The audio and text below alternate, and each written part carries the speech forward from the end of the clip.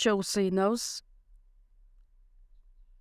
Асманды жана жерди жараткан, бул дүйнөнүн баардык үсүнөн башкарып келген, ар бир адамдын жеке жашоосун башкарган, батаны берип келген биздин ырайымдуу Кудай Ата. Ыйса Машаяктын каны аркылуу баардыгыбызды куткарып алып, эми кайрадан өзүңүз иштеген жыйыныңызга алып келип, ар бирибиз мүчөлөр катары сиз тапшырган баардык иштерди жыйындын ичине аткара тургандай кылып, дайыма бизге күч кубат берип, жардам бергендиңиз үчүн ыраазыбыз. Бул дүйнөнүн акырында сиз бизге тапшырган улуу жакшы кабарды дүйнөнүн ар бир бурчуна жеткирүү менен сиздин алдыңызга келген күнгө чейин баардык тапшырманы аткара тургандай кылып, биз менен чогуу болуп, биз аркылуу иштеңиз. Жакшы кабарды алып, бүт дүйнө жүзүнө барган биздин пасторлорго өзүңүз жардам берип, алардын үй бүлөлөрүнө батаңызды берип, кайсыл жерге барышпасын, бир гана сиздин эркиңиз аткарылып, жаңы дагы жыйындар көп пайда болушун суранабыз. Жылдын акырында биз баардыгыбыз өзүбүздүн жашаган жашообузга анализдерди берип, убаракерчилик жашоого эмес, дайыма такыбалык жашоо менен жашаганга жардам бериңиз. Жекшемби күнү эртең мененки чогулган бул саатта дагы биз менен чогуу болуп, ар бир айтылган сөздү жүрөктөрүбүздөн ордун ала тургандай кылып жардам бериңиз. Куткаруучу Ыйса Машаяктын ысымынан сыйындык. Омуй. Даңктоо группасын чогулгабыз.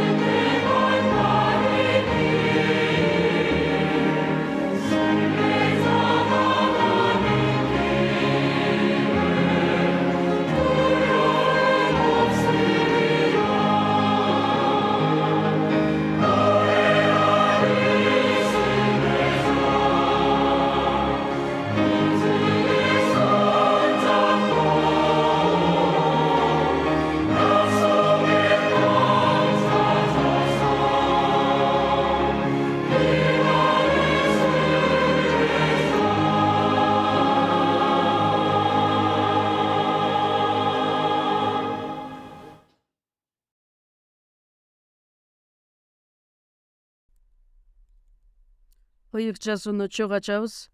Жаңы келишим 1 Тимотей 4 бөлүм 1207 бет 4 аяттан 11 аятка чейин окуйбуз. Тимотейге жазылган 1 кат 4 бөлүм 7 аяттан 11 аятка чейин окуйбуз. Пайдасыз куру сөздөрдөн кач. Такыба болууга машык. Анткени денени машыктыруудан пайда аз. Ал эми такыбаалык бардык нерсеге пайдалуу. Анда азыркы жана келечектеги жашоо үчүн убадалар камтылган. Бул сөз чындык жана толугу менен кабыл алынууга арзыйт. Анткени биз бардык адамдардын, айрыкча Ыйсага ишенгендердин куткаруучусу болгон тирүү Кудайдан үмүттөнгөндүгүбүз үчүн эмгектенип да, кордукка чыдап да жатабыз. Ушуну айтып үйрөт.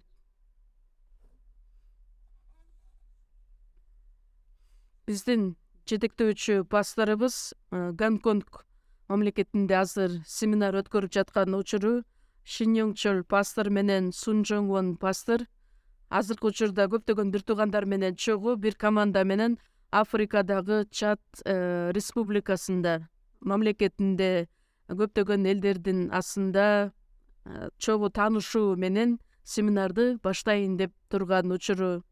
Сиздер жакшы билгендей, Африка Чад мамлекети эң жакыр өлкөлөрдүн бири болуп саналат. Экономикалык жактан ушунчалык жарды болгонуна карабастан, жакшы кабарды кабыл алуу жагынан ушунчалык ысык мамлекет.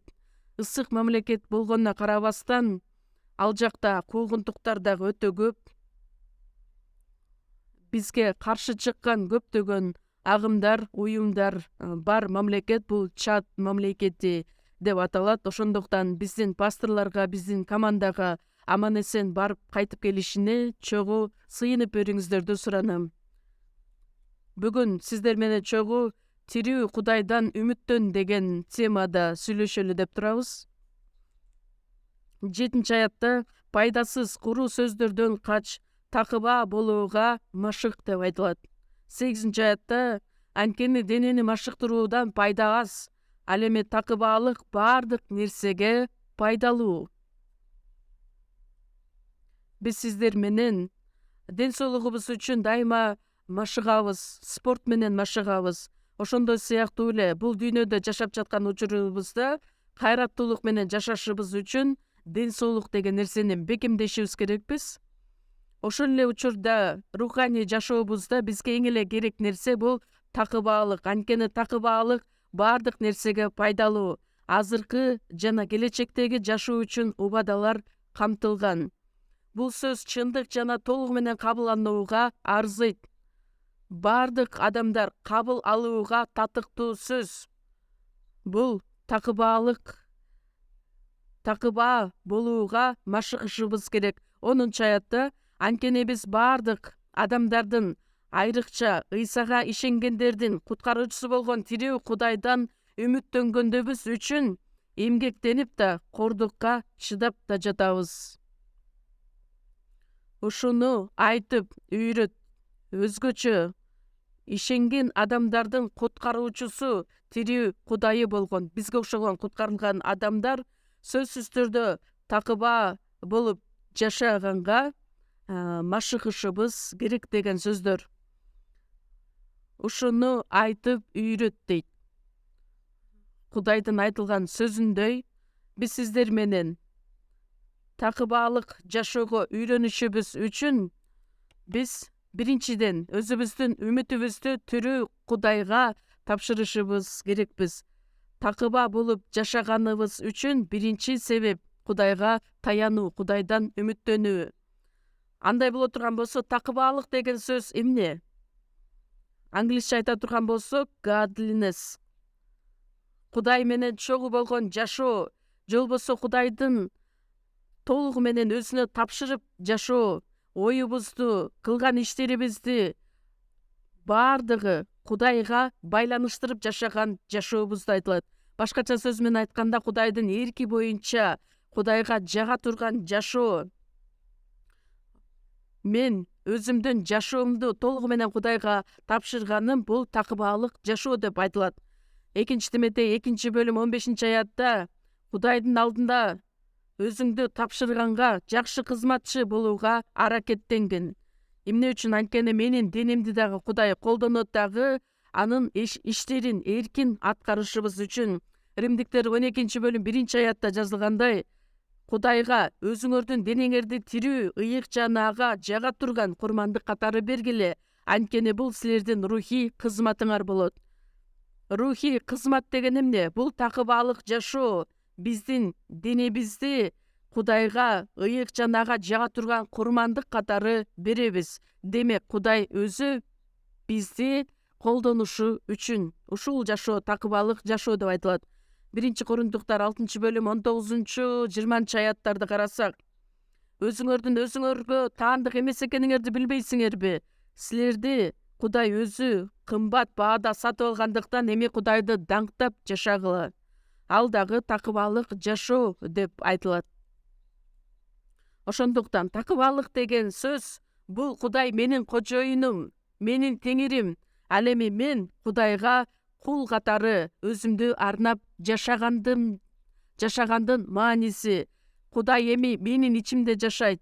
Мени жетектей тургандай кылып, мен өзүмдүн оюмдан, өзүмдүн идеямдан, жашоомдон баш тартып, баардыгын Кудайга таянуу менен жашаган жашоомду чагылдырат. Рухка толуп жашаган жашоо. Рухка толгула, рухтун жетеги менен жашагыла, такыбаалык жашоо менен жашагыла деген сөздөрдүн баардыгы мааниси жагынан бир. Эгерде биз Теңирдин ою, Теңирдин сөзүнө тил алчак болуп жашай турган болсом, сөзсүз түрдө Кудай мени ыйык жолго, тынчтык жолго, адилет жолго, рухий жолго үндөп жетектейт. Ошол куткарылган жашоодон кийинки биздин жашай турган жашообуз же болбосо бара турган жолубуз деп ыйык жазуу бизге ошону түшүндүрүп берет. Биз унутпай турган бир нерсе, Ыйса эми менин ичимде жашайт. Галатиялыктар 2 бөлүм 20 аятта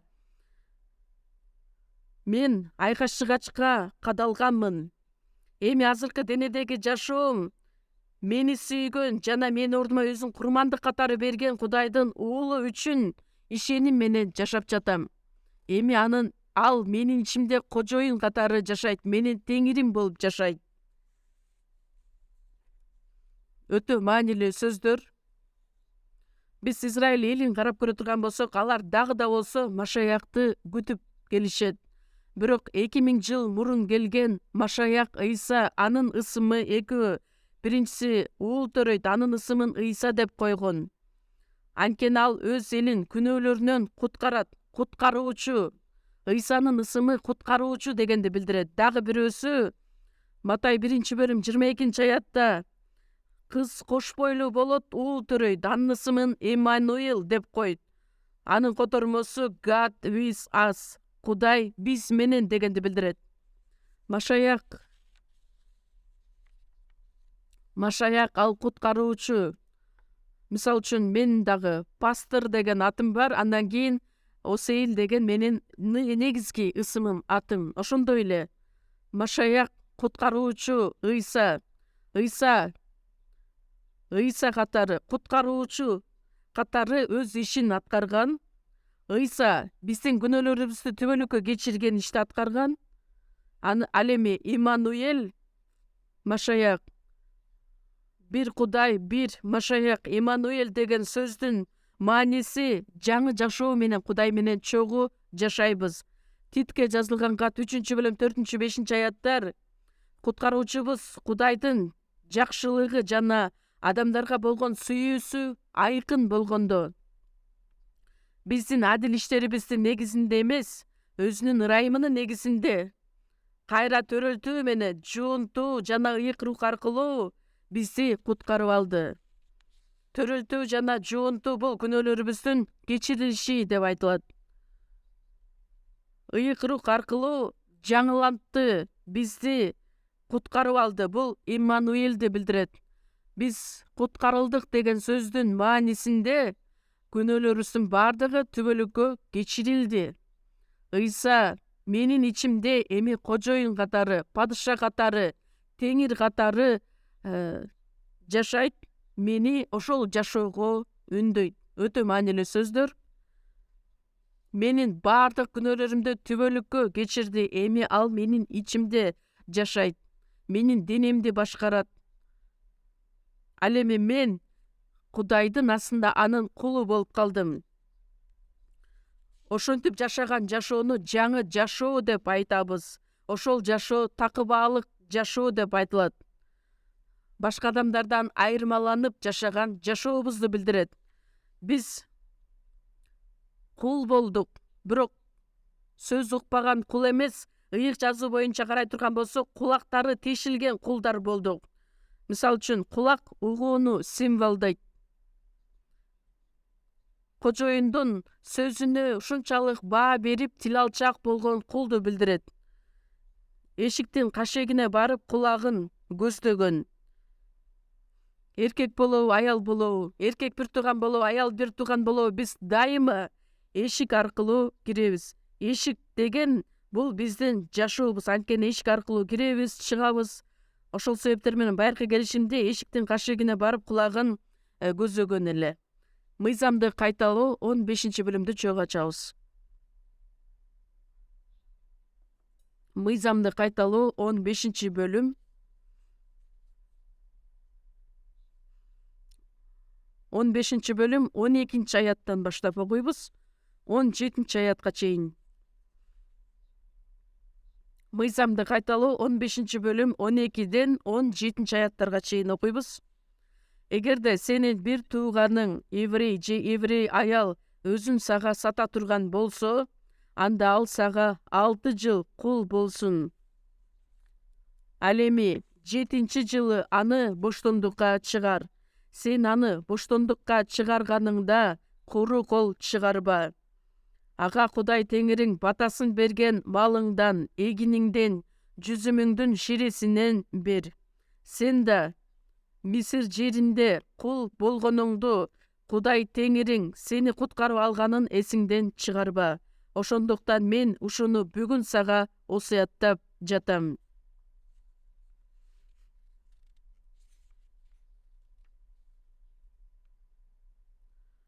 Ал кул сенин үйүңдө жакшы жашагандыктан сага сеникинен кетпейм.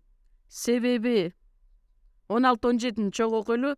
Ал кул сенин үйүңдө жакшы жашагандыктан сага сеникинен кетпейм. Себеби мен сени жана сенин үйүңдү жакшы көрөм десе, анда шибеге алып, ал кулду эшиктин кашегине алып барып, кулагын көзөп кой.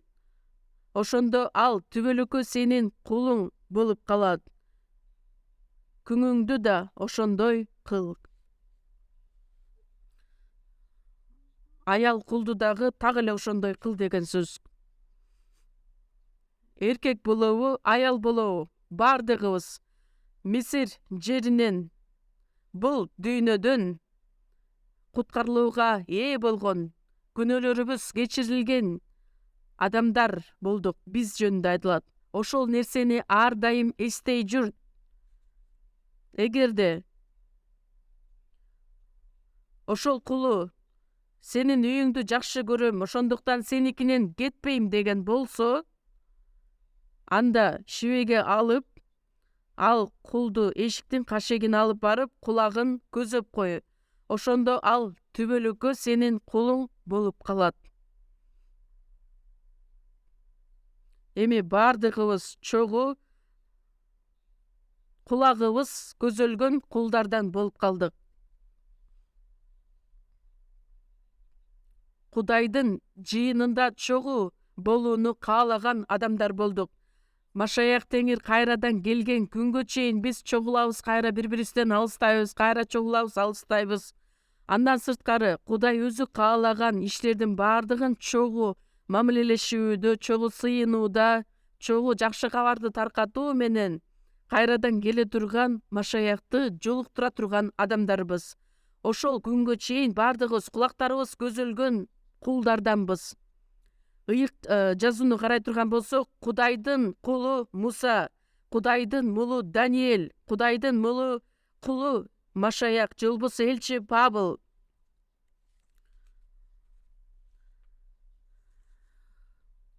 Ыйык жазуунун жаңы келишиминде каттар жазылганда Кудайдын кулу Павылдан салам, Кудайдын кулу болгон Петерден салам, Кудайдын кулу болгон Жакыптан салам. Андан сырттары Жүйүт жөнүндө айтылат. Алардын бардыгы кулактары көзөлгөн кулдар экендиги жөнүндө далилдеп күйлөндүрүп келишкен. Бул жазууда жазылгандай бардык адамдар кабыл алууга татыктуу сөз. Бардык адамдар кабыл алууга татыктуу болгон бул сөз Кудайдын кулдары болгон адамдар такыба жашоо менен жашоого зарыл. Анткени бул гана жашоодо эмес, тиги Кудайдын астында бара турган жашоодо дагы өз убадасына ээт. Ал Кудай бизди жетимсиретип бул дүйнөдө калтырбастан ар дайым биз менен чогуу болом деген убадасы. Дөөт падыша Забыр 36-бөлүмдө айтат: мен жаш болгом, эми карыдым. Бирок адил адамды Кудай таштап койгонун эч бир жолу көргөн жокмун. Дөөт падыша өзүнүн жашоосу жөнүндө күбөлөндүрөт. Ал сөз дагы чындык болуп саналат. Жаш кезинен баштап картайганга чейин адил адамды Кудай эч качан таштап койбойт. Анткени бул дүйнөдө дагы Кудай ар дайым бизди сактайт, жардамын берет. Так эле ошондой ата энеси Кудайдын астында такыба жашоо менен жашап жатканын көрүп, балдары сөзсүз түрдө ата энеден үлгү алат. Ошол жашоого үйрөнүшөт дагы, балдарына чейин Кудайдын батасы жетет. Бул дүйнөдө дагы, тиги дүйнөдө дагы Кудайдын убадасына ээ болобуз. Биз бардыгыбыз жакшы көргөн аят бул Ишая 41-бөлүмдө чогуу ачабыз. Ишая китеби 41-бөлүм 10-аят.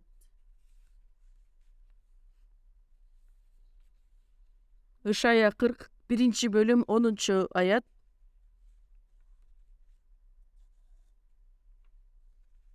Чогуу койбуз. Коркпо, анткени мен сени мененмин. Үрөңдү учурба, анткени мен сенин Кудайыңмын. Мен сени бекемдейм, сага жардам берем. Мен сени өзүмдүн адилеттигимдин оң колу менен колдойм. Израиль элине гана айтылган сөздөр эмес. Байыркы келишимде Кудай Ата Израиль эли аркылуу иштеген, көрсөткөн иштердин бардыгы жаңы келишимдеги жыйындагы бир туугандарга болгон күлүкү катары алдын ала көрсөтүлгөн. Ошондуктан бул аят түздөн түз бизге дагы байланышы бар. Бул дүйнөдө жашап жаткан учурда эч качан коркпогула. Эмне үчүн? Анткени биздин Кудай, биздин Теңирибиз ар дайым биз менен чогуу. Үрөңдү учурба, анткени мен сенин Кудайыңмын. Ыйык Кудай, адилеттүү Кудай, түбөлүк даңкка ээ боло турган Кудай, сени бекемдейм дейт. Сага жардам берем. Биздин алсыз жашообузда, алсыз денебизде, алсыз жүрөктөрүбүздө бардыгын Кудай билет, жардамын берет. Биз канчалык алсыз болсок, ошончолук анын адилеттүү колуна өзүбүздү тапшырабыз. Ал бизди колдойт. Еврейлерге жазылган катты карасак, биз Теңир мени жардамчым деп айта алабыз. Мага жардам берген менин спонсорум. Ошондуктан мен коркпойм. Адам мага эмне кыла алат? Чечкиндүүлүк менен айта алабыз. Кудайдын баласы болсок, биз эмнеге коркушубуз керек? Албетте, азыркы маалда куугунтуктар, кыйынчылыктар жаралышы мүмкүн, бирок ошол иштер аркылуу Кудай мени дагы да болсо бекемдейт. Ошол куугунтуктар, кыйынчылыктар аркылуу Кудай мени бекемдеп жатат деп ошол мааниде кабыл алышыбыз керекпиз. Биздин ишенимибиз дагы өсүш үчүн Кудай ошол кыйынчылыктарды бизге башыбыздан өткөрө тургандай кылып мүмкүнчүлүктөрдү жаратат. Ошол учурда Теңир мени таштап койду, мени менен эмес деп ойлобостон, тескерисинче канчалык ошол кыйынчылыктар менин жашоомдо, менин бир туугандарымда, үй бүлөмдө боло турган болсо, анда ошол иштер аркылуу дагы да болсо Кудайдын чоң батасы бар экендигин билип туруп биз жеңип чыгышыбыз керек. Ал биздин үмүтүбүз бул дүйнөдө гана эмес, ал үмүт сөзсүз түрдө аткарыла турган нерсе. Албетте, бул жашообузда дагы Теңир менин жардамчым. Бул дүйнөдө дагы өз жардамын берет. Кудай өзүнүн колу менен ар дайым. Ошол себептер менен биздин үмүтүбүздү дайыма Кудайга арнашыбыз керекпиз, Кудайга таянышыбыз керекпиз. Бул дүйнөгө, бул бийликке үмүттөнбөгүлө, үмүтүңөрдү бир гана тирүү Кудайга арнагыла. Ошол бардык баталардын башаты болуп саналат. Кудай эмне деп айтат? Баарынан мурда Кудайдын падышачылыгын жана адилеттигин издегиле, ошондо мунун бардыгы силерге кошулуп берилет. Кулагы көзөлгөн кол катары мен Кудайдын сөзүнө тил алчаак болуп жашай турган болсом, анда сөзсүз түрдө биринчиден Кудайдын падышачылыгын жана адилеттигин издеген кул болушум керек. Ошондо мунун баары силерге кошулуп берилет. Кудай бизге эмне керек болсо, ошончонун бардыгын берет. Эмне үчүн мага $1,000,000 Кудай бербейт? Эгерде ошол $1,000,000 бере турган болсо, биз руханий жашоодон баш тартып кетишибиз мүмкүн болгондуктан. Ошол себептер менен азыркы биздин болгон акыбалыбыз эң эле жакшы акыбал, эң эле жакшы жашоо болгондуктан Кудай ошол нерселерди уруксат берген. 1-класстын баласына $1000 берсе, анда баланы бузуп алат. Же болбосо ага автомат же пистолетти колуна бере турган болсоң, анда ал баланы дагы жоготуп алышыбыз мүмкүн. Канчалык ата-энеси бай болбосун, өзүнүн кичинекей баласына керектелүүчү гана нерсени бере алат. Ошол эң туура, эң керек нерсе болгондуктан. Кээ бир учурда биз көп нерсе бизге жетишпеген болот. Бирок ошого карабастан, азыр колубузда эмне болсо, кийгенге кийимибиз, ичкенге тамагыбыз болсо ошого ыраазы болгула дейт. Ошол жерге Кудай өзүнүн ченемин коюп кое турган болсо, о мен Теңирим, ошого дагы рахмат деп жашашыбыз керекпиз. Чындыгында бул дүйнөдө карап көрсөк, бизге таандык эч нерсе жок. Ыйсага салыштырмалуу биз өтө эле бай адамдарбыз. Ыйсанын эч бир нерсеси жок болгон эле. Кийгенге кийимибиз бар, ичкенге тамагыбыз бар болсо, ошонун бардыгы руханий жашоодо эч бир тоскоолдукту, кыйынчылыкты жаратпай турган нерселер. Жыйында чоң иштерди кылып жаткан биздин бир туугандар кулагы көзөлгөн кул катары туура такыба жашоо менен жашаганга аракеттерди жумшашыбыз керекпиз. Анткени биз канчалык Кудайга умтулган сайын, жыйындын пайдасы үчүн, жакшы кабардын пайдасы үчүн Кудай бардык нерсени өз убагы менен толуктап берет. Эгерде биз ошол иште ишенимдүү боло турган болсок, өз ишибизде Кудай андан дагы мол ырайымын төгүп бериши мүмкүн. Анткени бардык нерсе Кудайдан келет. Анткени Кудай өлтүрөт дагы, тирилтет дагы, жакырдантат дагы, байытат дагы, кемсинтет дагы, көтөрөт дагы. Бардыгы Теңирден болот. Андай боло турган болсо, эмне үчүн мага бардык нерсе берилбейт? Бул адамдык ачкөздүк болуп саналат. Кудай берген күндө дагы биз ач көздөнүп отура турган боло турган болсок, Кудай бизге бербейт. Ошондуктан бул дүйнөгө болгон ач көздүккө караганда руханий жашоого болгон ач көздүккө умтулушубуз керекпиз. Баарынан мурда Кудайдын падышачылыгын жана адилеттигин издеп, аракеттенип жашай турган болсок, анда Кудай баардыгын өзү кошуп берем деген убадасы дагы бул дүйнөдө аткарылат. Ал өзүнүн үмүтүн аткарат. Андан сырткары биздин чыныгы үмүтүбүз бул дүйнөдө күнөөгө толгон, таза эмес, бузулган нерселерди жашап жаткан бул дүйнөдө Кудай чындыгында бул дүйнөнүкүн берүүнү бизди куткара алган жок.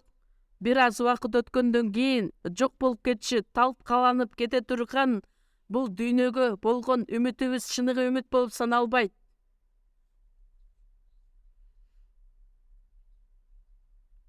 Кудайдын падышачылыгы түбөлүк бейишти бизге бериш үчүн чыныгы үмүттү жараткан. Ошол биздин чыныгы үмүтүбүз болуп саналат. Ошондуктан бул дүйнөгө караганда бейишке умтулуп, бейишке үмүттөнүп, Кудай менен чогуу жашоону каалагандыктан, ошондойбу? Насаатчы китеби эмнени түшүндүрөт? Түйшүктүн түйшүгү дейт насаатчы. Түйшүктүн түйшүгү баардыгы түйшүк. Бул дүйнөдө чыныгы үмүт жок турбайбы? Ошондуктан биздин үмүтүбүздү бир гана тирүү Теңирге тапшырып, Теңирден гана үмүттөнүп,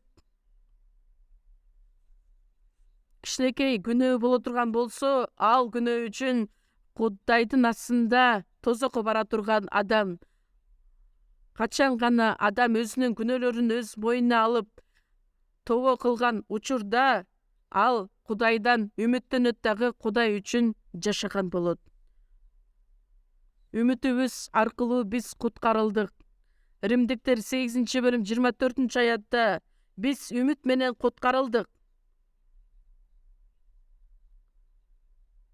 Эгерде биз көрүнбөгөн нерсеге үмүттөнүп жатсак, анда чыдамдуулук менен күтөбүз. Кыска, акыркы калган мөөнөттөрүбүздү, жашообузду Кудайдын эрки менин денем аркылуу аткарылсын деп чыдамдуулук менен күтүп келебиз. Кудайдын убадасы бар болгондуктан биз үмүттөнүп жашайбыз. Ишеним, үмүт, сүйүү бул үчөө ар дайым болот. Ишеним, үмүт, сүйүү. Бул үч нерсе биздин жашообуздун эң негизги башаты болуп саналат. Ишеним бар болгондуктан, үмүт болгондуктан, менин жүрөгүмө куюп койгон Кудайдын сүйүүсү болгондуктан бул дүйнөдө жашай алабыз. Бул үмүт, ушул үмүт алып келген көптөгөн баталар бар. Үмүт бизди биринчиден эмне кылат? Бир гана Кудайды карай тургандай кылып бизге жардамын берет. Бул дүйнөнүн убаракерчилик курулай пайдасыз жашоосуна эмес, Кудайды карай тургандай кылып бизге жардамын берет. Андай сөз менен бул дүйнөдөн баш тартып жашагыла деген маанидеги айтылган сөз эмес. Бул дүйнөнүн нерселеринен баш тартып, чыныгы биздин Теңирибизге үмүттөнүп жашаганыбыз ошол чыныгы биздин руханий жашообуз болуп саналат. Бирок бул дүйнөгө биз берилип бүт дүйнөбүздү арнап жашоонун кереги жок деген мааниге ээ. Дөөт падышага окшоп, Забур китеби 38-бөлүм. Забур 38-бөлүм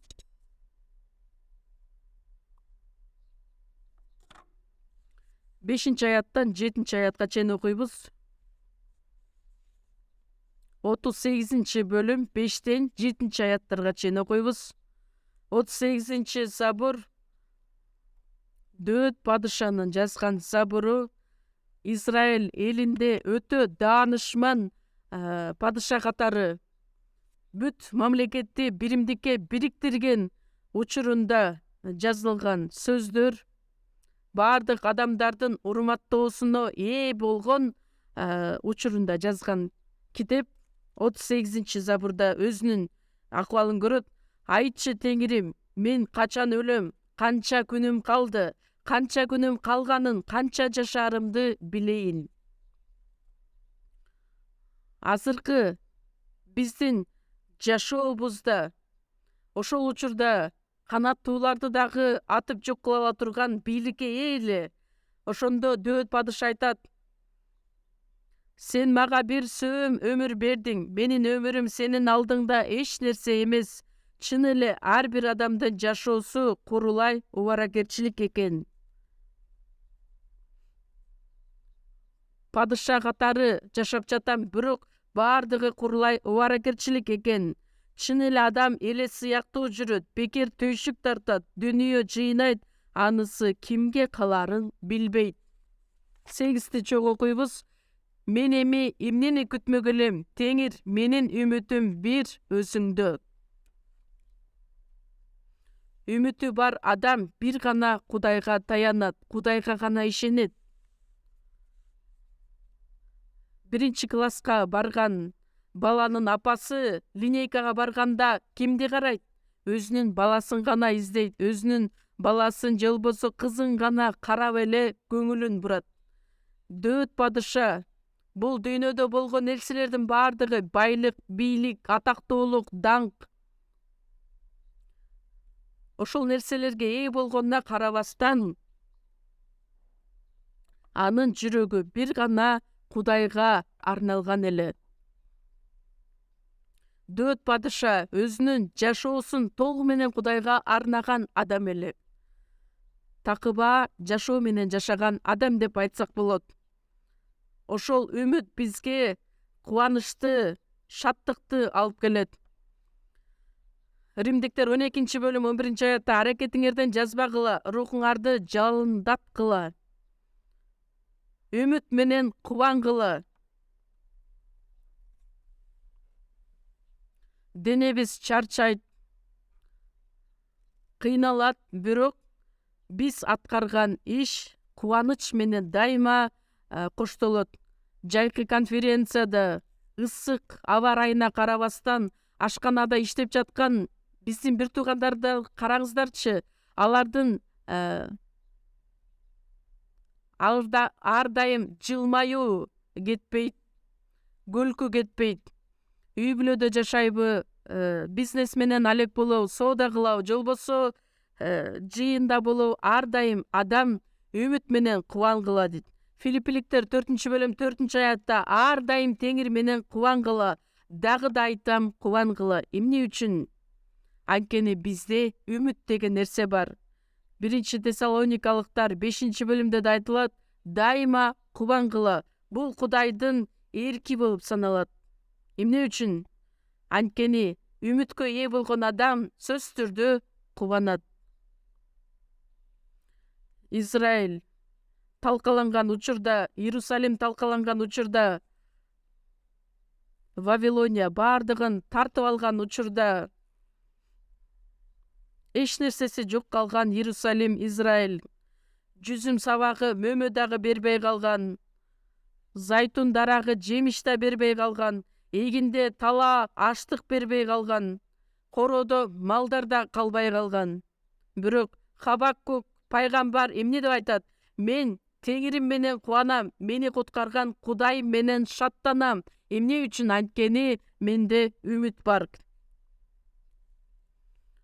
Кыйынчылыктар, азап кайгынын баардыгы убактылуу гана. Ошол убактылуу кыйынчылыктардан кийин сөзсүз түрдө Кудайдын астына, Кудай менен чогуу болом. Рим империясында римдиктер Машаякка ишенген адамдарды канчалык кыйнап өлтүрүшкөн, жырткыч жаныбарларга жем катары ыргытышкан. Бирок алар эмне үчүн кубанышкан, эмне үчүн шаттыкка бөлөнүшкөн? Азыр кайгыга болгон жашоом аягына келип жатат. Бирок Кудайдын астына келгенде бардык анын убадасы аткарылат деген нерсеге ишенгендиктен, үмүттөнгөндүктөн кубанышкан. Эгерде ал чындык болбосо, алар канчалык адилетсиз жашоого ээ болмок эле. Биз дайыма айтып келебиз, чындык деген эмне? Чындык бул биринчиси факт. Факт болуш керек, чындык. Кудай айткан ар бир сөз ал чындык. Андан сырткары бардык айтылган сөз менин жашоомдо аткарылышы керек.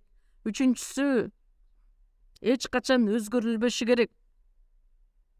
Чындык эч качан өзгөрүлбөйт. Ошондуктан биздин дагы үмүтүбүз олку-солку болбойт. Бизге берилген үмүт бул дагы чындык болуп саналат. Ошол себептер менен үмүттөнүп жашаган адамдар сөзсүз түрдө ыйык жашоодо жашашат, Кудайдын жетеги менен жүргөн адамдар болушат. Биринчи Жакан 3-бөлүмдө чогуу ачабыз. Жакандын 1-каты 3-бөлүм 2-3 аяттарды окуйбуз.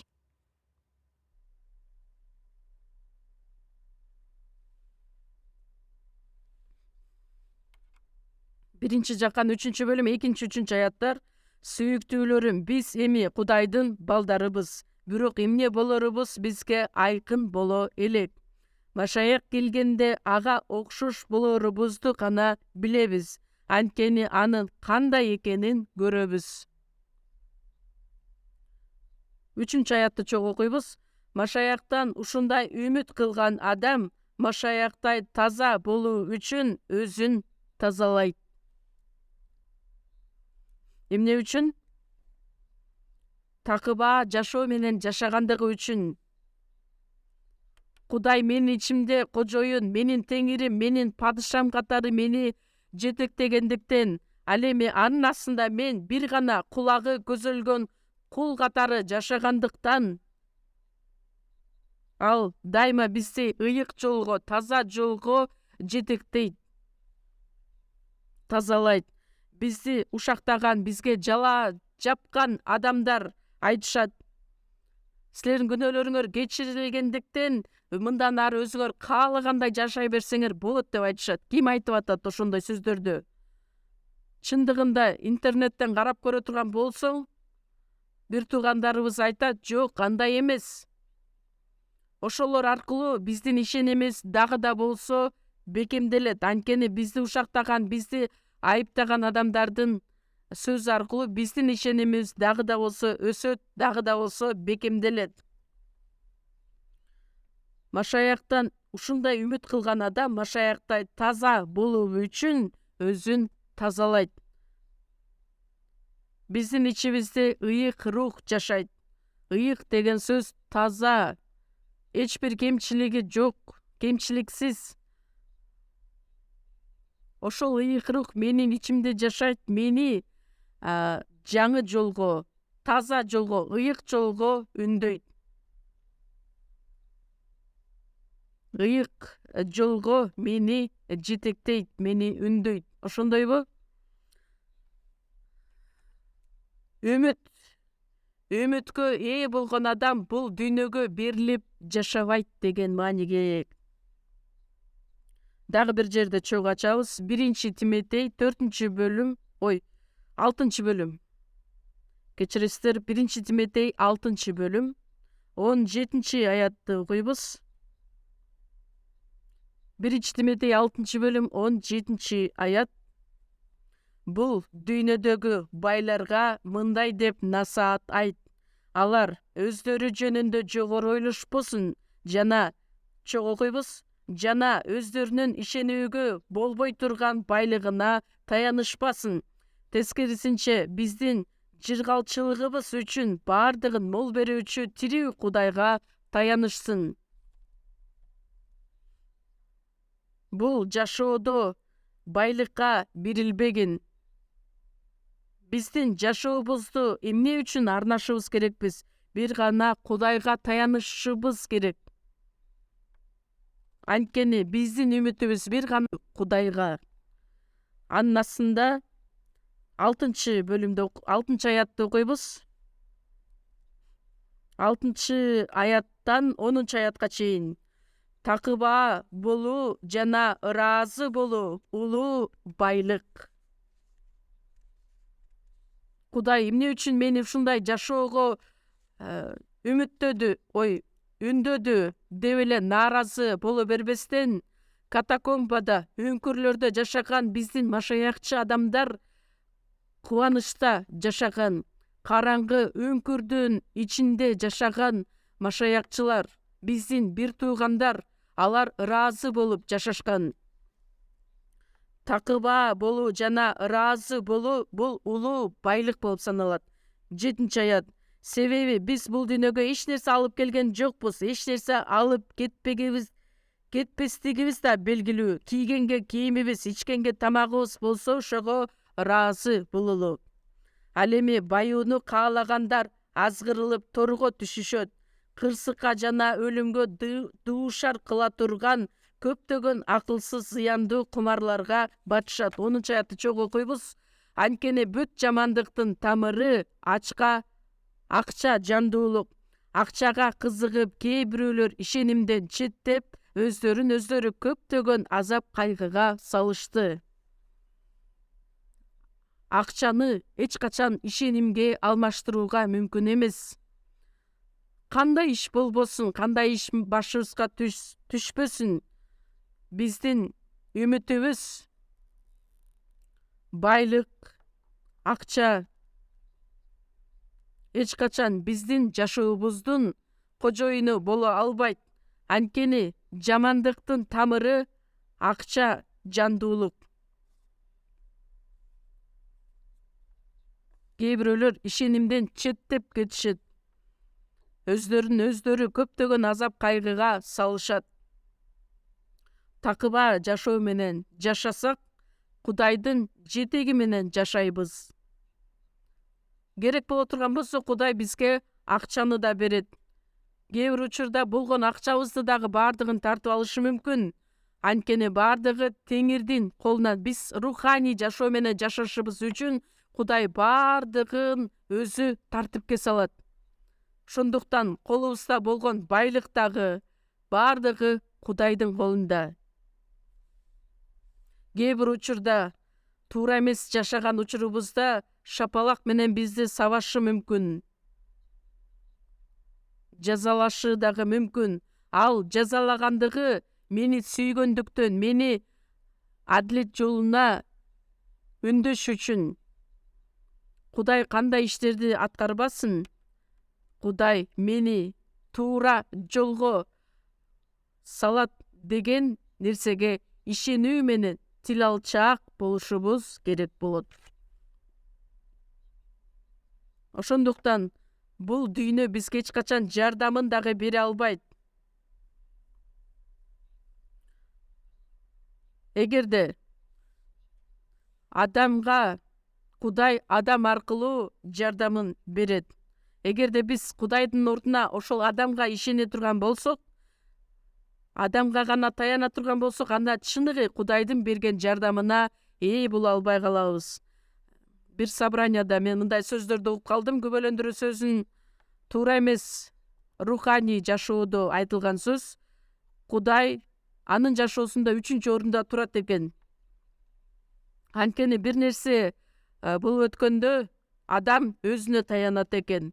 2-орунда эмне турат? Тааныштары аркылуу ошол көйгөйдү чечкенге аракет кылат. Анан эч нерсе колунан келбегенде 3-орунда Кудайга барып кайрылат. Ошондуктан Кудай анын жашоосунда 3-орунду ээлейт. Мени дагы өтө мындай ашкереледи бул сөздөр. Биз дагы адам болгондуктан ошондой жашоо менен жашашыбыз мүмкүн. Кандай иштер болбосун, кандай чечим чыгарбайлы, биздин жашообузда 1-орунда дайыма Кудай Теңир өзү болушу керек. Жасаган ишибизде, соодабызда, бизнесибизде кандайдыр бир иштейр көйгөйлөр пайда боло турган болсо, руханий жашоодо биздин аксакалдарга, насаатчыларга пасторларга келип сөз түрдө бөлүшүшүбүз керек болот. Бизге жардам каяктан келет? Кудай өзү даярдаган өзүнүн кызматчылары аркылуу өз жардамын берет. Бул дүйнөнүн адамдары караганда дагы ал туура катары көрүнүшү мүмкүн. Бирок Кудай чынында өзүнүн сөзү аркылуу ыйык рухтун жетеги менен бизге өзүнүн жардамын берет. Анан адамдар кандай кылышат? Өзү баардыгын чечип алат, баардыгын аткарып бүткөргөндөн кийин гана Кудайга жыйынга келип кайрылат, акылдашат. Ал адамдын жашоосунда Кудай 3-чү орунда туруп калган адам. Андан сырткары мени курчап турган менин тааныштарым, жакындарым деле чынында мага жардамын бере алышпайт. Эгерде биздин жашообузда Кудайды 1-чи орунга кое турган болсок, биздин жардамчыбыз сөзсүз түрдө Кудай өзү болот. Андай боло турган болсо, Кудай бир туугандар аркылуу, жыйындар аркылуу, насаатчылар аркылуу сөзсүз түрдө өзүнүн жардамын бизге аябастан бере алат. Забур китеби 145-чи забурду чогуу ачабыз. 145-чи забур. Забур китеби 145-чи бөлүм 3-чү аяттан 5-чи аятка чейин окуйбуз. 145-чи забур 3-төн 5-ке чейин окуйбуз. Чогуу окуйбуз. Төрөлөргө адам баласына таянбагыла, алар жардам бере алышпайт. Төрөлөргө адам баласына таянбагыла. Анын руху чыгат, ошондо ал кайра топурак болуп калат. Ошол күнү анын ойлору ойрон болот. Жакыптын Кудайы жардам берүүчүсү болгон үмүтү Кудай теңириңде болгон адам бактылуу. Жеремия китебинде чогуу ачабыз. Жеремия 17-чи бөлүм. Ишаядан кийинки китеп Жеремия китеби 17-чи бөлүм. 5-чи аяттан 8-чи аяттарга чейин окуйбуз. 5-чи аяттан 8-чи аятка чейин.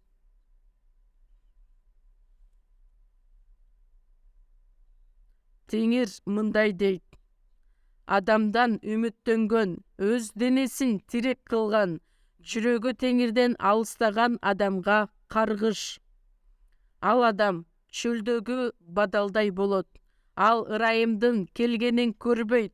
Чөлдөгү ысык жерлерге түшүм бербеген, эч ким жашабаган жерге отурукташат. Теңирден үмүттөнгөн, теңирге таянган адам баталуу. Анткени ал адам суу боюна тигилген, тамырын суу түбүнө жайган дарактай болот. Ал аптапты сезбейт. Анын жалбырактары жашыл бойдон турат. Ал кургакчылык убагында да коркпойт, мөмө берүүсүн токтотпойт. Бул жашоодо жашап жаткан учурубузда биздин үмүтүбүз бир гана тирүү теңирге болушу керек. Ал адамдын жашоосу эң баталуу адам болот. Бирок Кудайды 3-чү орунга коюп кое турган болсок, 3-чүгө мейли жакшы, бирок такыр эле биздин эсебибизге кирбей кала турган болсо, анда кандай болуп калат?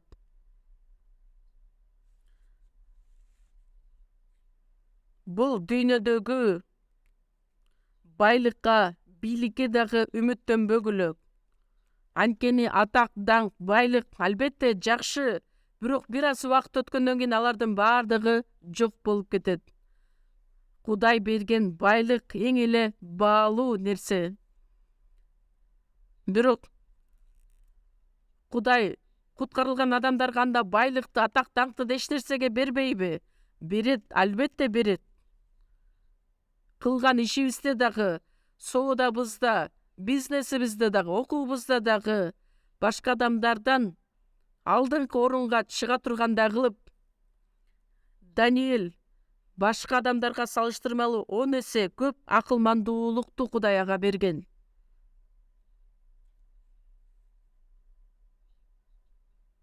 Аны эч качан адан баш тартпастан, бул дүйнөдөгү көзгө көрүнгөн гана байлыкка, бийликке бүт көзүбүздү артуу менен үмүттөнүп жашай турган болсок, анда Кудай кире турган Кудайга орун жок болуп калат. Ошондойбу? Тескерисинче, биздин жашообузда эч кандай бата коштолбой калат. Израиль элине кургакчылык келди. Бейтлехем шаарынан Элимелек аялы Наами менен Моаб жергесине барышат. Ал жака барганда эч нерсеге ээ болушпайт. 6-аятта жазылгандай, чөлдөгү ысык жерлерге түшүм бербеген, эч ким жашабаган жерге отурукташат. Чынында эле кыйынчылык жашоодо жашашкан. Жыйынтыгында өз Израиль жерине кайтып келишет. Бейтлехем алардын мекени болгондуктан өз жерине кайтып келишет. Бейтлехем мурундагы, азырдагы жарды шаар болуп саналат. Мен Израиль жергесине барганда Бейтлехем шаарына дагы барганмын. Азыр дагы бардык жагынан кедей шаар болуп саналат. Бирок ошондой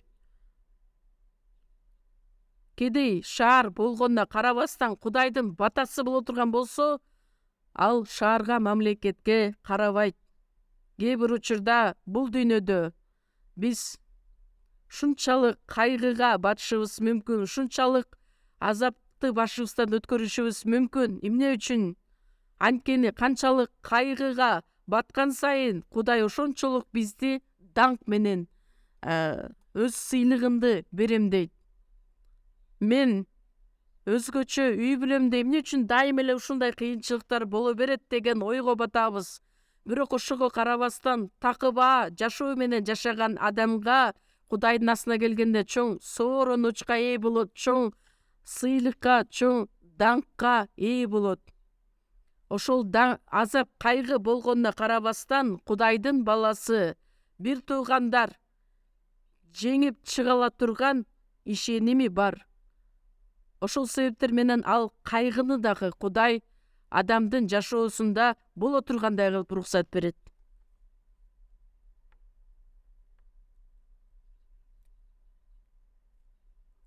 Бай адамдын столунан түшкөн нан менен азыктанган адамдар бар.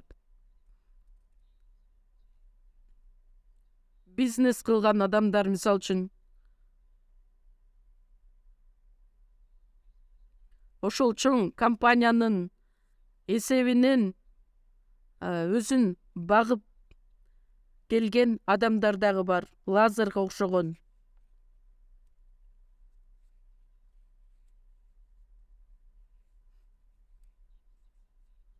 Бай адам болот. Бай адам ал өзүнүн убагында шунчалык кубанычка, шаттыкка бөлөнүп жашайт дагы жыйынтыгында тозокко барып түшүрөт. Анан алыстан караса Ыбрайымды көрөт, Ыбрайымдын кучагындагы Лазарды көрөт. Ыбрайым ата, мага ырайым кыла көр деп кайрылат.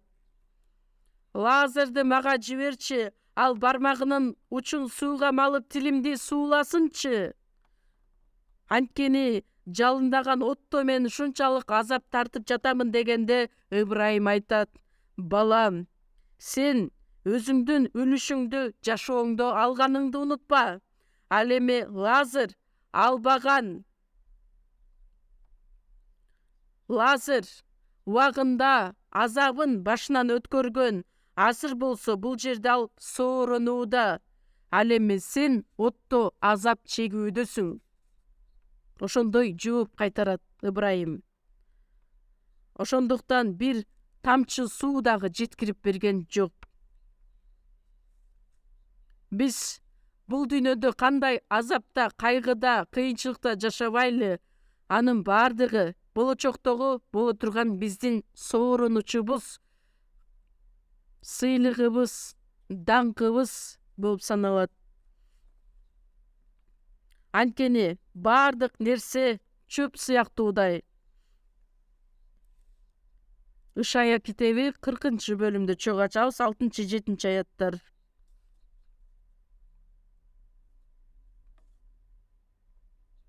Ышая 40-бөлүм 6-7 аяттарды окуйбуз. Үн мындай дейт: кабарла. Мен эмнени кабарлайын деп сурадым. Ар бир адам чөп, анын сулуулугу тала гүлдөрү сыяктуу. Чөп куурайт, гүл соолойт. Теңирдин деми элди үйлөгөндө ал да чөпкө окшоп соолуйт. 8-аятты чогуу окуйбуз. Чөп куурайт, гүл соолойт. Ал эми биздин Кудайыбыздын сөзү түбөлүк турат. Чөп куурайт, гүл соолойт. Ыйса айтат: таладагы гүлдөрдү да карагылачы. Алар эмгектенбейт, жип ийрибейт. Бирок силерге айтайын, атак даңктуу Сулайман падыша дагы булардын бириндей кийинген эмес. Кудай берген атак даңк.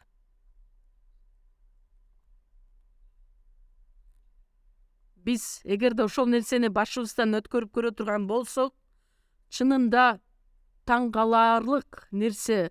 Вау! Шунчалык атак даңкты Кудай бизге даярдап койдубу?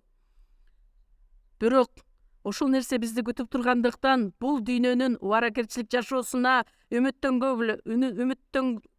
үмүттөнбөгүлө. Сулайман падыша бүт бийликке ээ болгон, байлыкка ээ болгон, бирок Насаат китебинде ал эмне деп айтат? Түйшүктүн түйшүгү, баардыгы түйшүк дейт. Баардыгы курлай убаракерчилик жана рухтун кыйналуусу. Бул дүйнөдө чыныгы үмүт жок деген жыйынтык чыгарат. Насаатчы 2-бөлүмдү чогуу ача кетели. Насаатчы китеби 2-бөлүм 10-аят. 10-11 аяттар. Насаатчы 2-бөлүм 10-11 аяттар. Насаатчы 2-бөлүм 10-11 аяттар. Эки колуңуз менен ачсаңыз батыраак табасыздар. Көзүмдүн бир да каалоосун четке каккан жокмун. Жүрөгүм каалаган кубанычты тыйган жокмун. Анткени жүрөгүм менин баардык иштериме кубанып турду. Бул менин баардык иштеримден алган үлүшүм болду. Анан мен өз колум менен жасаган иштердин баарын жана өзүм эмгектенген эмгегимди карап, мындай колунан баардык келе ала турган байлык, бийлик, билим, андай бир дагы адам жок. Сулайман падыша баардыгына ээ болгон. Баардыгы курлай убаракерчилик жана рухтун кыйналуусу. Күн астында алардан пайда жок экендигин Сулайман түшүндү.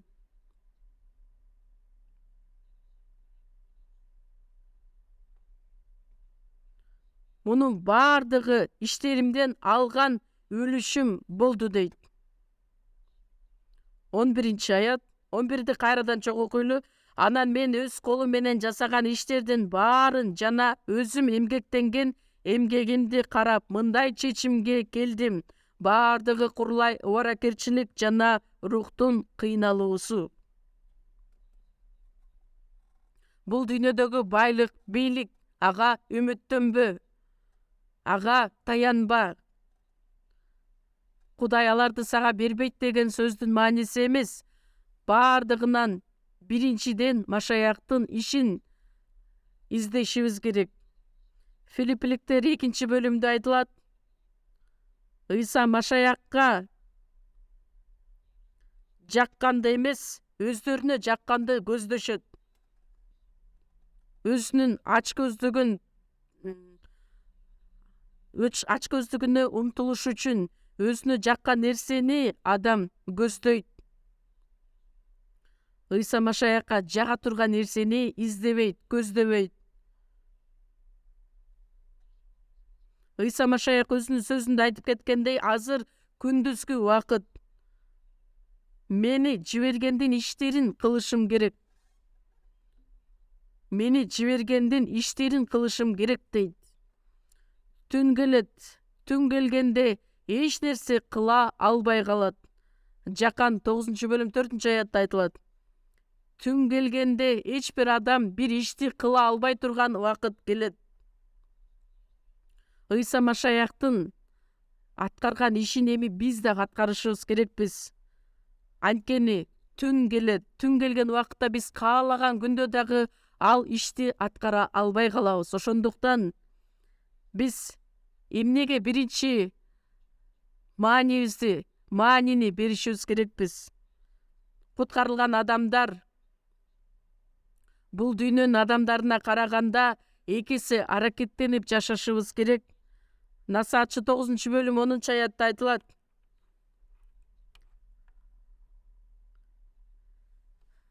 Колуңдан келген иштерди жаса, анткени биз бара турган мөрзөдө жумуш дагы болбойт, ой жүгүртүү дагы болбойт, билим дагы болбойт, акылмандуулук дагы жок болот. Азыр бул дүйнөдө дем алып жашап жаткан жашообуз азыркы учурдагы жашообуз. Ошол жашоодо колдон келген иштериңди аракеттенип жаша. Теңирге кызмат кыл. Мындай сөздү айтканда кээ бир адамдар айтат, бир нерсени аткар деп эле айтышат, бизден талап кылышат деп түшүнүшөт. Ыйык жазууда ошентип жазылса, мен эмне кыла алам? Аракеттериңерден жазбагыла. Анткени ар бир кылган иштериңер жөн эле пайдасыз болбойт. Эмгегиңер текке кетпээрин билгиле. Анткени жогорудан төрөлгөн Кудайдын балдарынын үмүтү бул тирүү үмүт болуп саналат. Өлүк үмүт эмес, тирүү үмүт. 1-Петр 1-бөлүмдү чогуу ачабыз. 1-Петр 1-бөлүм 3-аят.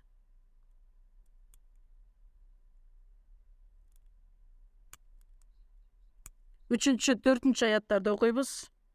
1-Петр 1-бөлүм 3-4-аяттар. Теңирибиз Ыйса Машаяктын Кудайы жана Атасы даңкталсын. Анткени ал Ыйса Машаякты өлгөндөрдүн арасынан тирилтүү аркылуу бизге тирүү үмүт берүү үчүн асманда чогуу окуйбуз. Асманда сакталган чирибес, таза, соолгус мураска ээ кылуу үчүн бизди өзүнүн улуу ырайымы менен кайрадан төрөлттү. Бизде тирүү үмүт бар. Ошол тирүү үмүт биздин жүрөгүбүздөгү болгон нерсе бул бейишке болгон үмүтүбүз. Биздин руханий жашообуздун эң акыркы аялдамасы, the final destination, бул түбөлүк падышачылык болуп саналат. Бардыгыбыз түбөлүк бейиште чогулабыз. Ошол түбөлүк бейишке болгон тирүү үмүтүбүз бар. Түбөлүк бейишке бара турган адамдардын үмүтү чыныгы үмүтпү, же адам жок жөн гана бул дүйнөгө үмүттөнүп, таянып жашап келе жатабы? Ошону адам өзүн анализдеп, текшерип, изилдеп көрүшү керек. Биз түбөлүк бейишке үмүттөнгөн адамдарбыз. 42-забурда айтылат.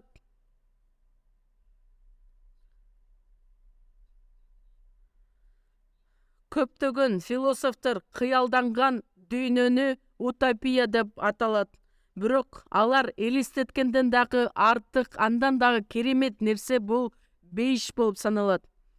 Бардык адамдар элестеткен, ойлогон керемет бейиш. Бейиш чынында барбы? Сен барып көрдүң беле? Биз барып көрбөсөк дагы барып көргөн адам бар. Элчи Жакан. Ал бейиште болгон адам. Ошол бейиштеги болгон нерсенин бардыгын кыскартып, Аян китебинде жазган. Мен көрдүм деп айтат. Элчи Павыл айтат: Үчүнчү асманга көтөрүлгөн элем. 14 жыл мурун үчүнчү асманга көтөрүлгөндүгүн айтат. Бейишке көтөрүлгөндө сөз менен жеткире алгыс, айтып бере алгыс сөздөрдү укканмын. Ошонун бардыгын жазгым келди. Бирок токтоттум. Анткени бейиш деген нерсени биз менен, биздин акылмандыгыбыз менен жеткире алгыс, сөз менен туура жеткире алгыс бейиш болгондуктан адамдар туура эмес түшүнүп калбасын деп элчи Павыл ал жөнүндө кенен жазган эмес. Эмне үчүн? Элчи Павыл ушунчалык билими, даанышман болгон адам эле. Көптөгөн падышалар, жетекчилер элчи Павылды куугунтукка алганда айтышкан, ал акылынан ажырап калган адам деп. Кудай ага ушунчалык акылмандуулукту бергендиктен көп нерсеге ээ болгон, билими ашып ташкан элчи Павыл эле. Бирок ошого карабастан ал бейишти бүт бардыгын сүрөттөп, сөз менен жеткире алгыс экендигин далилдеген. Кыскача эле сөз менен айтат: бейиште кайгы деген жок, оору деген жок, кайгы жок, өлүм деген нерсе жок. Ошол нерсе эле жок болсо жашоого мүмкүнбү? Бейиште ошол нерсе экендиги жөнүндө чагылдырат. Ошол түбөлүк бейиште биз түбөлүк аны менен чогуу жашайбыз. 1 Корунтуктар 2 бөлүм 9 аятта Кудай өзү сүйгөндөргө көз көрбөгөн, кулак укпаган, адамдын жада калса оюна дагы келбеген нерсени даярдап койгон дейт. Ошол бейишке биздин үмүтүбүз бар адамдарбыз. Жаратуучу Кудайга үмүттөнгөн адамдарбыз. Асман менен жерди жараткан жаратуучу Кудайды көрө турган адамдарбыз. Ошого болгон биздин үмүтүбүз бар адамдарбыз. Биринчи жолу келген Ыйса момун абалда келген, көрксүз келген. Ошондуктан аны тааный алышкан эмес. Ал эми экинчи келген Ыйса Машаякты көптөгөн периштелер аны курчоосунда келет. Даңкка толгон Машаяк келет. Ошол теңирде Ыйсаны биз көрө алабыз. Аны көрө ала турган үмүтүбүз бар. Мен дагы батыраак жолуксам экен деген үмүтүм бар. Дагы бир нерсе, куткарылган адамдар, бизден биринчи көз жумган адамдар бар. Биздин бир туугандарыбыз, жакындарыбыз, же болбосо жыйын ичиндеги бир туугандар менен дагы жолуга ала турган бир үмүтүбүз бар. Байыркы келишимдеги жашаган ишеним жолунда жүргөн адамдарды дагы жолуктурабыз. Бардыгын жолуктура ала турган Стефанды жолуктурганда, сизди ташбаранга алынганда кандай кыйналдыңыз деп сурай алабыз. Ыйык жазууну окуп жаткан учурда Хабакук пайгамбар бизге келип кол алышып учурашканда сиз кимсиз деп сурап калбайлы. Ошондуктан ыйык жазууну көбүрөөк окуңуздар. Жунус пайгамбары эмне үчүн Нинеби шаарына баргыңыз келген жок деп сурашыбыз дагы мүмкүн.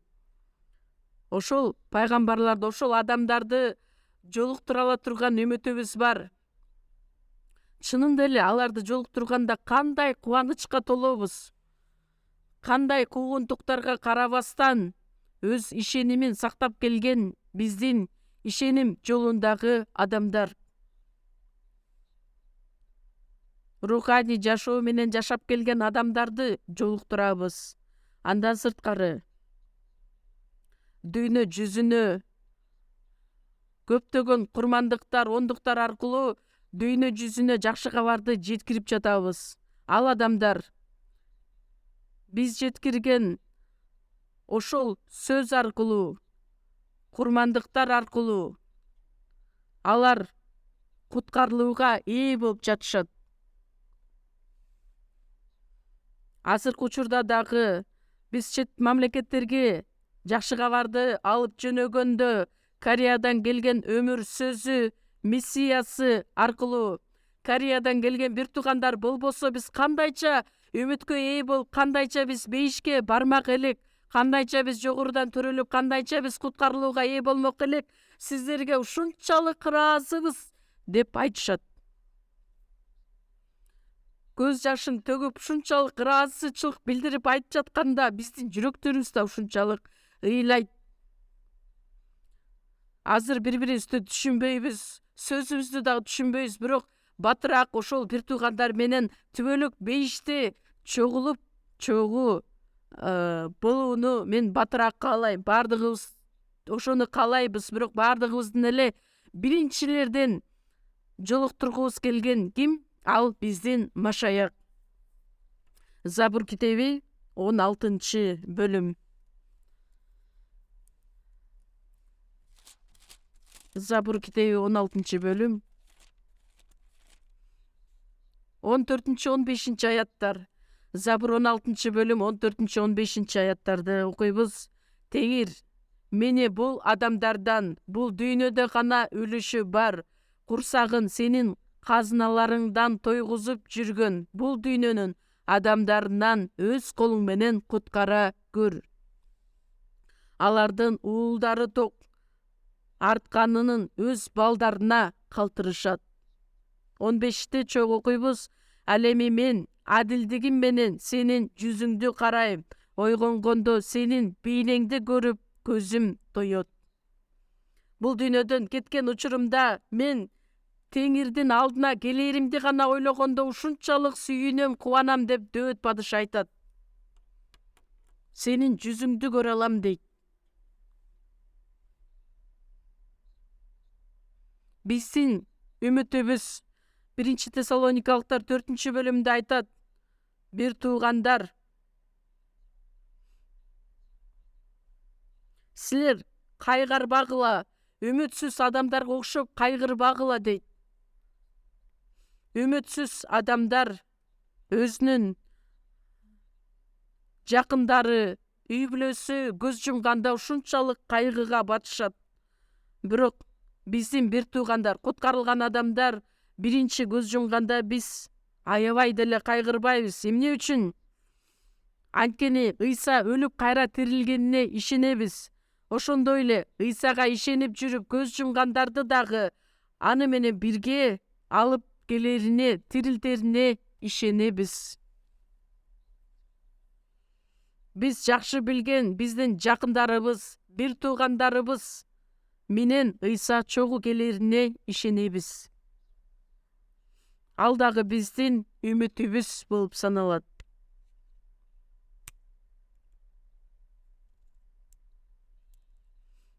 Биздин алсыз денебиз рухий денеге айланарына дагы үмүттөнөбүз.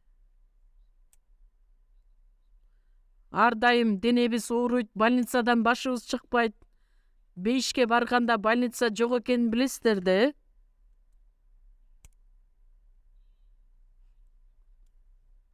жеткилең, кемчиликсиз Ыйса Машаяктын денесине окшоп биздин денебиз дагы өзгөрүлө тургандыгы жөнүндө дагы үмүтүбүз бар.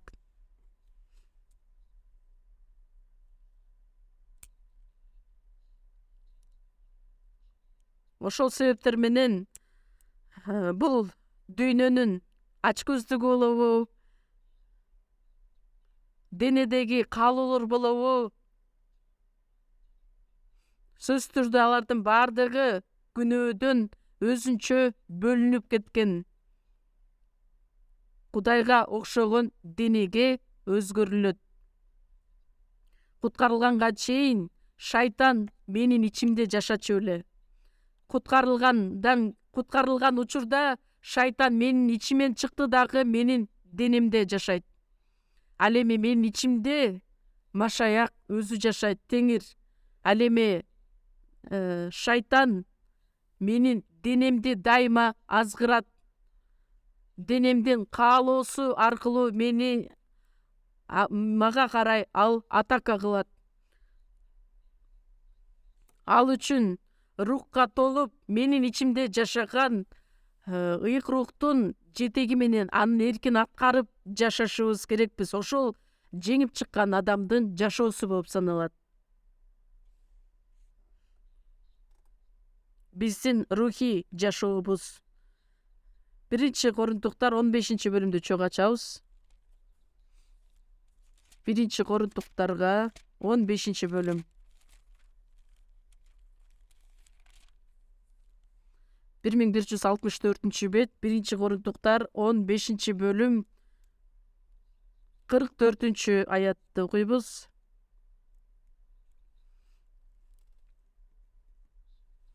1-Коринтуктар 15-бөлүм 44-аят. Себилгени табигый дене, тирилгени рухий дене. Табигый дене бар, рухий дене бар. Бул сөз дагы чындык. Бул дагы мага тиешеси бар сөз.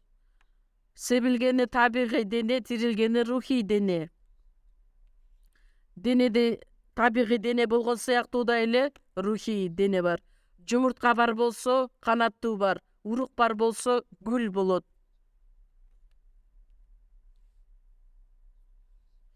Гусеница бар болгондуктан көпөлөк пайда болот. Ошондой эле табигый дене болгондуктан сөзсүз түрдө рухий дене болот. Рухий денеге өзгөрүлөбүз. 49-ту чогуу окуйбуз. Азыр жердеги адамдын бейнесин алып жүрөбүз. Кийин асмандан келген адамдын бейнесин алабыз.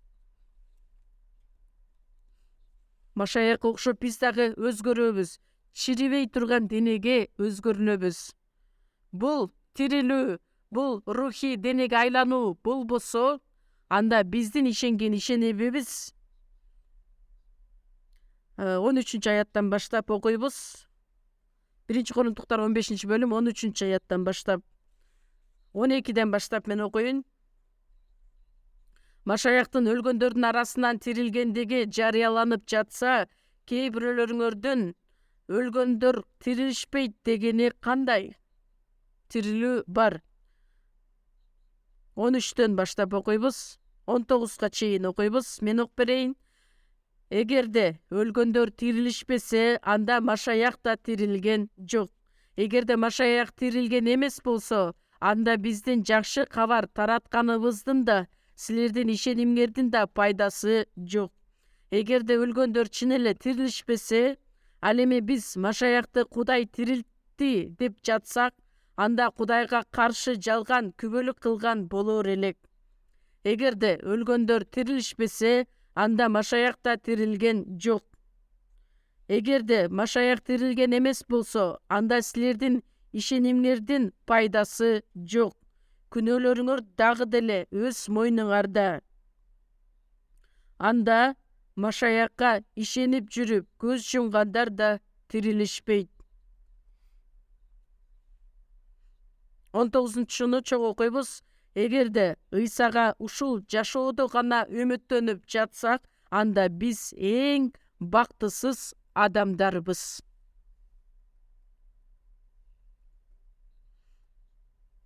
Бул тирилүүгө үмүттөнгөн адамдарбыз. Андан сырткары Машаяк менен жолукканда биз өз сыйлыгыбызды ала турган үмүтүбүз дагы бар.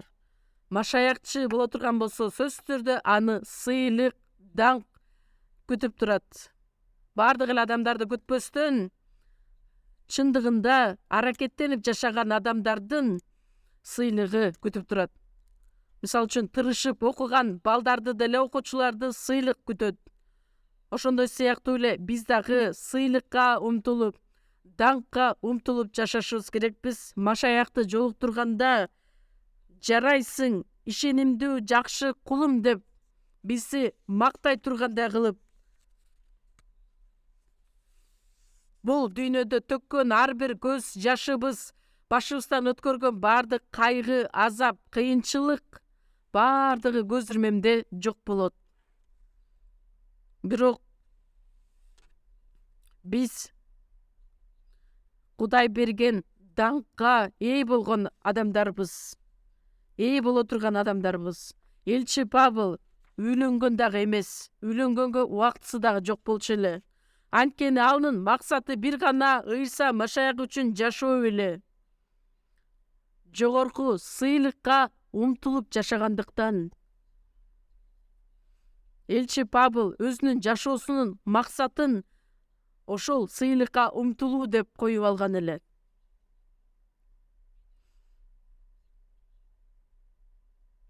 Сыйлыкты берүүчү Кудайга ишенүү керек деп айтат. Сыйлык берип жаткан учурда, жок мен сыйлык албайм, сыйлык кереги деле жок мага, эптеп эле бейишке жетип алсам болду деп. Андай адамдар куткарылгандан кийин жашоосунда Кудайга жага турган жашоо менен жашабаган адамдарды айтат. Аян китеби 22-бөлүм 12-аятты мына мен жакында келем. 1900 жыл мурун айтылган сөздөр, ар бир адамга бере турган сыйлыгым дагы бар.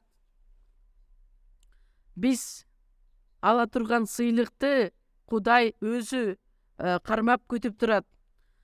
Ар бир адам өзүнүн кылган иштерине жараша алат. Көп иш кылдыбы, аз иш кылдыбы, аракетин жумшап иштедиби же жокпу, ошого жараша ала турган сыйлыгы дагы башка болот. Ошондуктан аракетиңерден жазбагыла. Элчи Павыл дагы өзүнүн убактысын, бүт убактысын ала турган сыйлыгы үчүн үмүттөнүп, умтулуп жашаган эле. Биз үмүтүбүздү карай. Үмүтүбүздү эмне менен салыштырган? Кайрмак менен салыштырган. Кеменин кайрмагы бекем болот дагы ошол кемени кармап тура алат. Ошондой эле үмүт мен башка жака кетип калбайын деп, башка жака четтеп кетпейин деп мени кармап туруучу кайрмак бул үмүтүм болуп саналат. Еврейлерге жазылган кат 6-бөлүм 19-аят. Еврейлерге жазылган кат 6-бөлүм 19-аят. 19-ту чогуу окуйбуз. Биздин жаныбыз үчүн кеменин оор кайрмак темириндей бекем жана ишенимдүү болгон ал үмүт көшөгөнүн артына өтө алат. Биздин үмүтүбүз кеменин оор кайрмак темириндей. Олку-солку болбой турганда кылып мени бекем кармап туруучу кайрмак бул менин үмүтүм болуп саналат. 10-бөлүм 23-аят. 23-24, 25-аяттарга чейин окуйбуз. Өзүбүз жарыялаган үмүттү бекем сактайлы. Анткени убада берген Кудай ишенимдүү. Бири-бирибизге көңүл бөлүп, бири-бирибизди сүйүүгө жана жакшы иштерге үндөйлү. Чогуу окуйбуз. Чогулушка барбоону адатка айландырып алган кээ бирөөлөргө окшоп, чогулуштарыбызды калтырбайлы. Ал күндүн жакындап калганын билгендиктен бири-бирибизге сергек болууга чакыралы. Биздин үмүтүбүздү бекем сактайлы. Анткени биздин үмүтүбүз жашообуздун темир кайрмагы. Машаякчылар бул дүйнөдө эч бир нерсеге алмаштырууга мүмкүн эмес үмүткө ээ болгон адамдар. Жада калса өмүрүбүзгө дагы алмаштырууга мүмкүн эмес үмүткө ээбиз. Ошол үмүткө ээ болгон адамдар такыба жашоо менен жашай алышат.